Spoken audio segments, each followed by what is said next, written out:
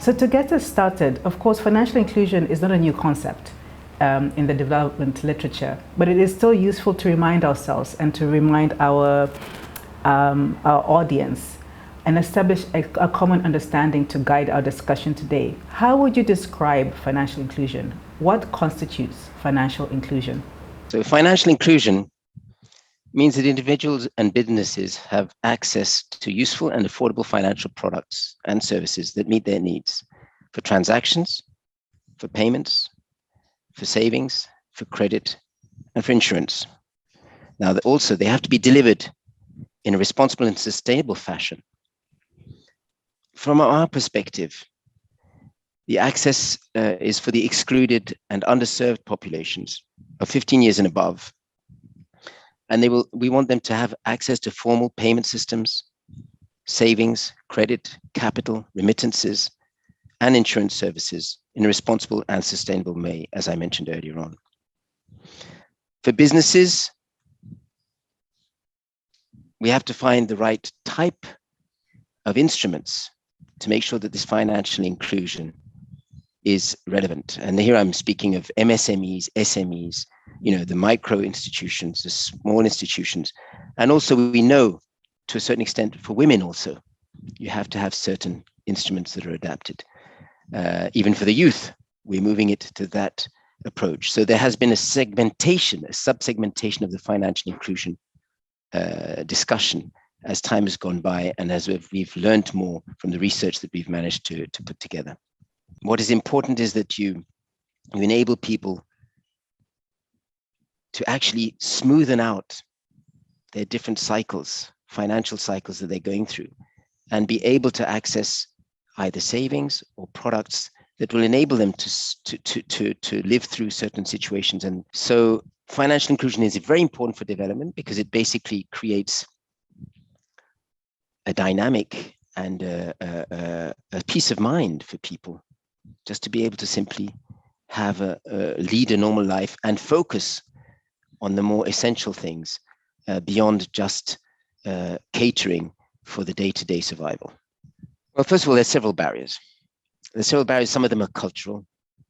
Some of them are just linked to the fact that they don't have collateral. The youth and the women are usually the groups. I mean, for the women, it is definitely different in different areas of Africa, linked to practices and traditions that are different, which may have transpired through the legal system, and which may then therefore imply that certain categories for women, for example, can't necessarily open a bank account without their husband's approval, or cannot legally be owners of land, etc. And this happens more in, I'd say, Northern Africa than Sub-Saharan, but it does exist. For the youth, it's a bit of a different approach. The youth, and to be honest with you, it was all over the world like this maybe 40 years ago. But the youth, the difficulty for them is more linked to the fact that they're just themselves. They have what's in their minds, they have their ideas, but they don't have any assets to use as same as for the women, but in a different perspective. They don't have any assets because of their youth to actually use as collateral to be able to borrow from the normal mechanisms. So this is where we have to introduce not only the private sector, but also the government has to allow us to be able to enable these youth access financial systems without taking the risks that we expect them to take, because we know that not all SMEs and MSMEs will make it through, but we should be able to accompany them. And this is where the capacity building angle is very important. And the capacity building is not only a public sector concern, it's also a private sector concern.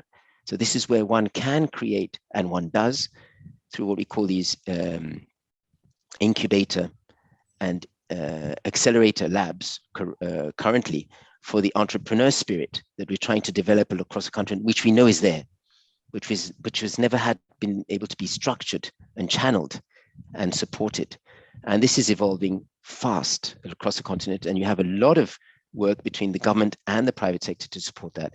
And the AfDB, of course, we are very much dialoguing with the governments to help put in place this enabling environment for these different types of institutions to take root, to find the right people to make them work, and to support and handhold these companies into being relevant to the societies where they're working.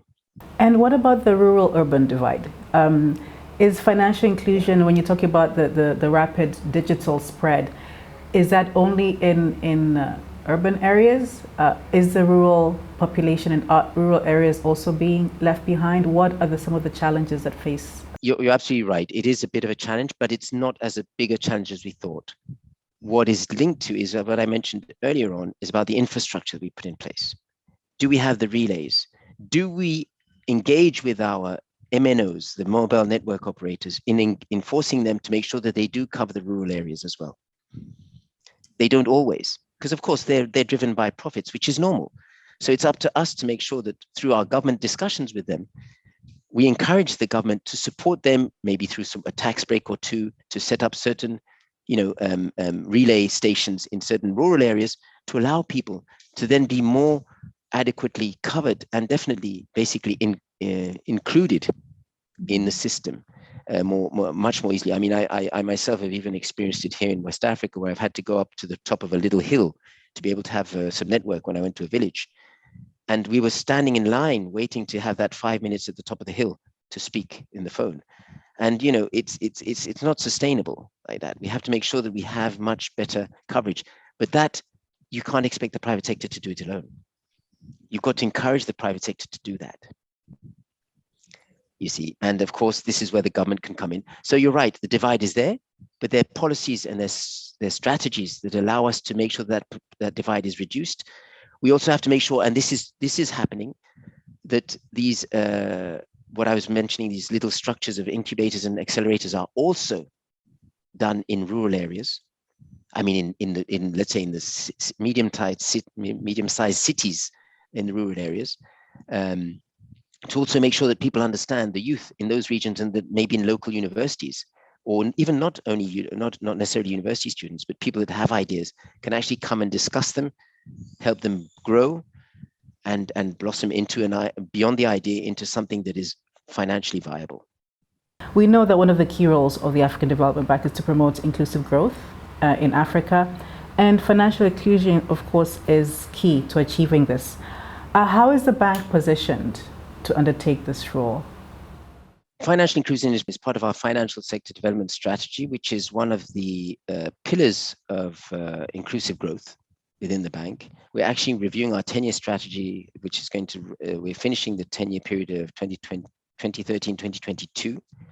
So this is last year of our current strategy, and we're actually putting together a new strategy for the bank for 10 years. And the financial sector development and financial inclusion will now become even more prominent than it has been. So that you understand, I created the Financial Sector Development Department back in 2014 in the bank. There wasn't one before. And so financial inclusion started to become, let's say, a staple of how the bank was seeing things as of 2014. And what we do is we have several approaches. We work with the government, we work with the private sector, we work with all the different stakeholders from different aspects of financial inclusion. In certain aspects, we're looking to support the MSMEs through lending to the private sector for them to on-lend through certain sectors. And let me just put this in the context. We have our 5 operational priorities. I'm sure you've heard them: light up and power Africa, feed Africa, industrialize Africa, integrate Africa, and improve the lives of the people of Africa. So through these 5 operational priorities, we cover a lot of different and relevant sectors for the continent. And so the financial systems approach from our side is to either support the governments in putting together the right policies and a regulatory framework to enable certain sectors to be prioritized in their national development plans, or we go through the private sector players, the banks themselves, or the financial institutions or non-banking financial institutions, to provide them funds for them to on-lend to different sectors such as agriculture, energy, etc., etc. And finally, it's usually debt instruments. It can be some technical assistance and of course some equity. We also work on what we call venture capital, which is this as I mentioned, the early stage entrepreneurs support that is becoming more and more relevant to the bank. But of course, for us to be able to be effective in that area, as I mentioned, it is a risky area. And one has to make sure that one has partners that can provide what we call the first loss, which allows you to deploy funds. And when we deploy these funds, it's not through banks. This is through fund managers that are local fund managers in the countries that know the markets and that have identified the entrepreneurs that they should be supporting, that have the ideas. And usually for them to identify these entrepreneurs that they want to work with, it's through these incubators and accelerators. Incubators being very, and I'm sure there are some already in Dar es Salaam and Tanzania generally. Incubators are very much places where people just come with ideas. And accelerators are places where people come who've already got a certain experience. Their companies are already incorporated, they've started working, and they want to be supported in growth. So we do support early stage entrepreneurs. We do support the banks and the financial systems in receiving liquidity to support certain subsectors such as energy, agriculture, industrialization, etc. And we do work with the governments in making sure that they have the enabling environment that will link up with their national development plans and make sure that even the money that we're deploying through the private sector is actually coming back to support the public sector objectives, of course. And finally, beyond the financial inclusion team, there's obviously a team that works on the ICT, which is not with me, which is under another department. And of course, they are the ones who are working and discuss with the governments on deploying networks across the country, the MNO networks, or at least the connectivity across the countries. And they work on that alongside, the transport agenda more generally. Specifically, how can African governments better support the bank's initiatives? Very easily. First of all, the governments are doing it. They're doing it through their own choices, i.e. they put together financial inclusion strategies. Several governments, a huge amount of governments have already put together their financial inclusion strategies, which are usually they work on with the Alliance for Financial Inclusion and to a certain extent with the bank. So the government is very much a player in this area. And it's about having a certain competition between the MNOs. It's about providing the enabling environment, the right regulatory framework, also recourse when there are concerns. The judicial system has to be functional. You see, there's certain issues that obviously, at the end of the day, governments' roles are very much to be, in certain instances, they should be also there as seed investors to support the triggering of new ideas. And there we do have some of our countries that have actually supported the work that we're doing in these with these fund managers to support their local entrepreneurs. And we've had very good successes. They're already unicorns. These are companies that are already valued over $1 billion. African unicorns that come out of these incubators. There are several that have already listed on the stock exchanges, be it in Nigeria, in Morocco. So it does happen.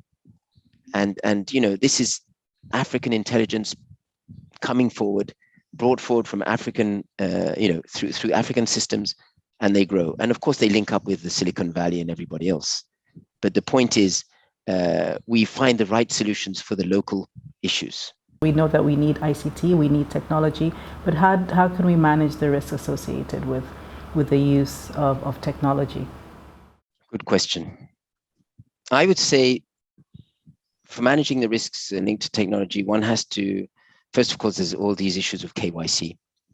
There's all these issues about cybersecurity that everybody is working on. And this is where partnerships are crucial. And there are a lot of conversations that happen behind closed doors between different governments on these issues of cybersecurity and linked to the money laundering and the movement of cash, etc. So there is more and more through the digitization. There are possibilities to be able to better track and monitor the movements. And so at the end of the day, it's all about having specialized teams either within the central bank Usually it's within the central bank when we discuss it with them, with the governments. It's usually through the central bank. Basically having people with highly specialized skills, engaging a lot with counterparts across the world, and also putting in place the right cybersecurity systems on the continent that we are also supporting through different approaches. We have created the Africa Digital Financial Inclusion Fund, which itself does also address that and engage in capacity building on these security issues with the central banks and others. Now, at the individual level, of course, there's a risk of indebtedness, over-indebtedness, etc., which is a bit of a lower level risk than, of course, the high level that we were commenting on. But there, one has to make sure that there's clear. I mean, we've already seen that actually even in Kenya happen to a certain extent through the digital payment systems, that certain people do overextend themselves, and there has to be. This is where the central bank has to have a certain grip on how there's a centralized understanding of the level of indebtedness of different individuals, even through the phone. And these things are being put together, but it has to be alongside capacity building that has to be provided by the MNOs. Because for me, I consider that, I mean, it can be done in a PPP format, but at the end of the day, the MNOs are the ones providing the service. It's not the government. And so the MNOs have to be able to monitor, even if the person can have 3 or 4 providers, each one has to be monitoring very closely what is going on.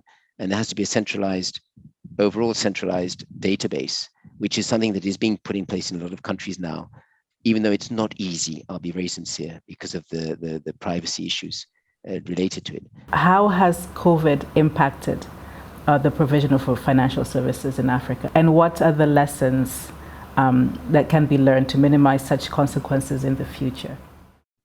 First of all, the livelihoods have been affected. It's COVID's about affecting livelihoods, affecting travel, transport, trade. Basically, there's been increased vulnerability due to that. What I always say, one has to think of COVID as what happened at a much smaller scale when Ebola broke out in West Africa. We had Sierra Leone, Guinea, and Liberia, 3 countries that were isolated from the world for a year and a half. And they had within their country, they had internal lockdowns. So you couldn't move around, you couldn't travel between intercities. So in fact, we've had this at a planetary level, what they had lived before. And what did they learn in the Ebola country, what I call the 3 countries that had the Ebola, is that they actually started developing much more digital, the G2P, government to people, people to people. Those types of services were enhanced and have been maintained since then as a consequence. And this is also what we're learning ourselves. We're actually becoming more digitized, maybe not as fast as one would think, because at the end of the day, it's not as easy as one, even despite the situation, there is still resistance to change and difficulty in accepting the change. And it's sometimes a generational issue. It's not necessarily the youth are fine with the change. It's the people of our age that are more difficult to convince and to have change. And we are the people in the positions of power, usually, which means that this is why change takes a bit more time. But I'd say the lessons learned for COVID is that clearly digitization is here to stay, and that one should embrace it. One should, of course, manage it. And this is where the governments are very much more aware of that. And they should also be thinking about transforming their economies to see to what extent they shouldn't be leveraging, organizing it differently. A lot of the countries based on tourism revenues in their countries, I think Tanzania is one of them. Mauritius is the same. They've been very hard hit. But of course, one has to think differently then. Where do I generate revenues from different areas in the economy? Shouldn't I be transforming more things locally because we've had, certain value chains that have been disrupted.